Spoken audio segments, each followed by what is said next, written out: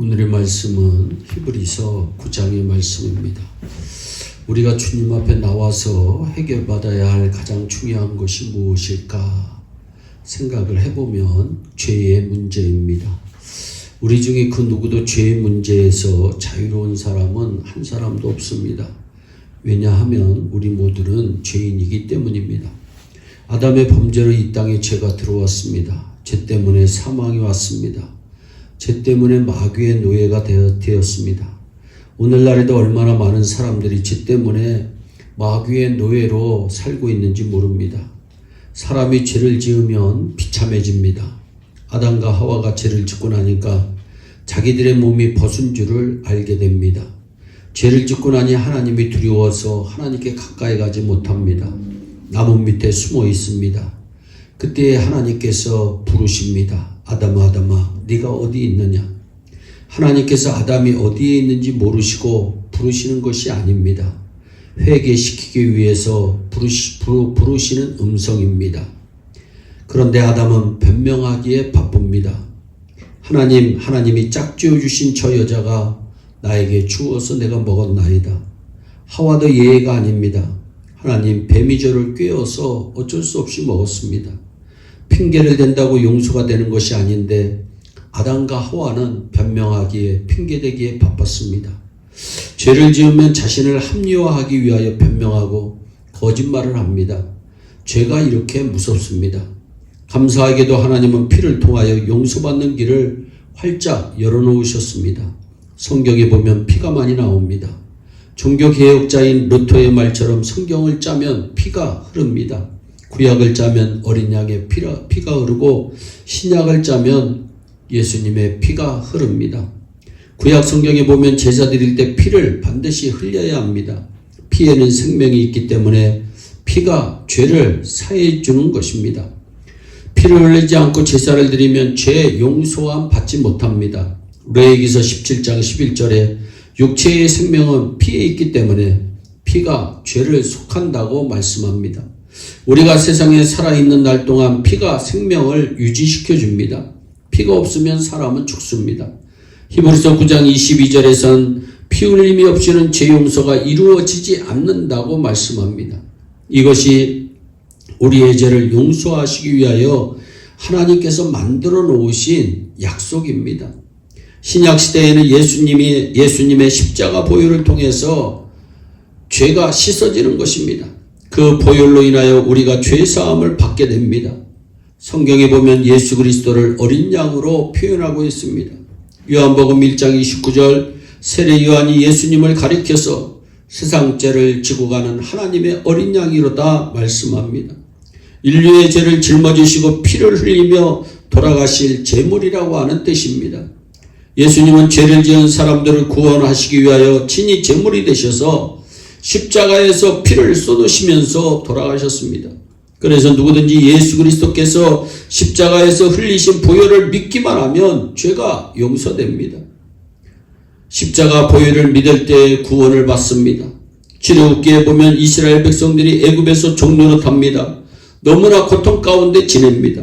이스라엘 백성이 자유롭게 사는 길은 없습니다. 그때 하나님께서 모세를 불러서 이스라엘 백성들이 사는 길을 알려주십니다. 애굽에서 구원받는 길을 알려주십니다. 출애굽기 12장 흠없는 1년 된 양을 잡아서 해가 질 때 양의 피를 문설주 왼쪽과 오른쪽에 바르고 임방에 바르라고 말씀합니다. 그날 밤에 하나님께서 애굽에 처음 난 것을 칠 때 양의 피를 바른 집은 넘어간다고 분명히 말씀하십니다. 양의 피가 보이면 넘어가겠다는 겁니다. 6월절입니다. 패스오버 피가 있으면 하나님께서 심판하지 않으십니다. 그날 밤에 피를 바른 이스라엘 백성은 보호를 받아서 한 가정도 재앙이 닥치지 않았습니다. 사랑하는 여러분, 하나님께서 보시는 것은 피입니다. 오늘날 우리도 예수님께서 십자가에서 흘리신 보혈을 믿을 때에 구원을 받습니다. 12절 염소와 송아지의 피로 하지 아니하고 오직 자기의 피로 영원한 속죄를 이루셨다고 말씀합니다. 흠과 티가 없는 어린 양으로 십자가에서 피 흘려 돌아가신 예수 그리스도를 믿을 때에 구원을 얻습니다. 로마서 8장 1절 이제 그리스도 예수 안에 있는 자에게는 결코 정죄함이 없다고 말씀합니다. 오늘 이 시간 새벽 기도회를 드리는 저와 여러분 모두는 십자가 보혈이 믿어지시기를 바랍니다. 예수님의 보혈을 믿는 사람에게는 구원받을 뿐만이 아니라 이 땅에서 젖과 꿀이 흐르는 축복을 누리게 되실 줄로 믿습니다. 또한 십자가 보혈로 하나님과의 관계가 회복이 됩니다.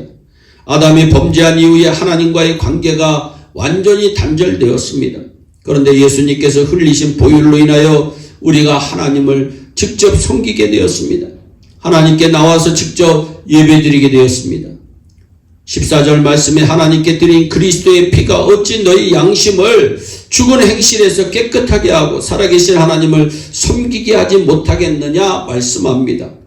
예수의 그리스도의 피로 인하여 살아계신 하나님을 섬길 수 있게 되었다고 하는 말씀입니다.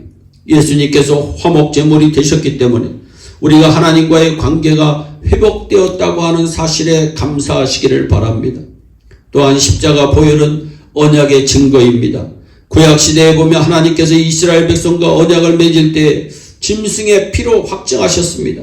출애굽기 24장에 보면 시내산에서 선민 백성으로 언약을 맺을 때 번제로 드리고 모세가 피를 취하여 백성에게 뿌립니다. 24장 8절에 모세가 그 피를 가지고 백성에게 뿌리며 이르되 이는 여호와께서 이 모든 말씀에 대하여 너희와 세우신 언약의 피니라.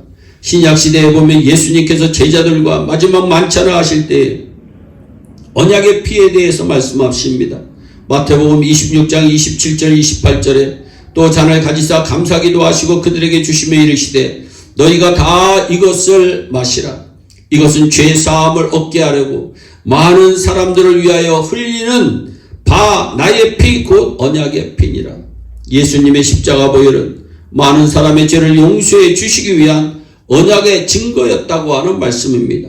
사랑하는 여러분, 예수님의 십자가 보혈로 말미암아 우리는 죄와 사망과 멸망에서 해방되었습니다.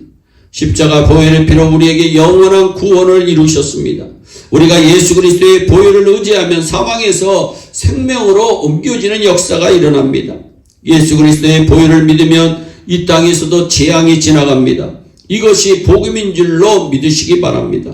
우리는 이 보혈에 날마다 감사하며 살아야겠습니다.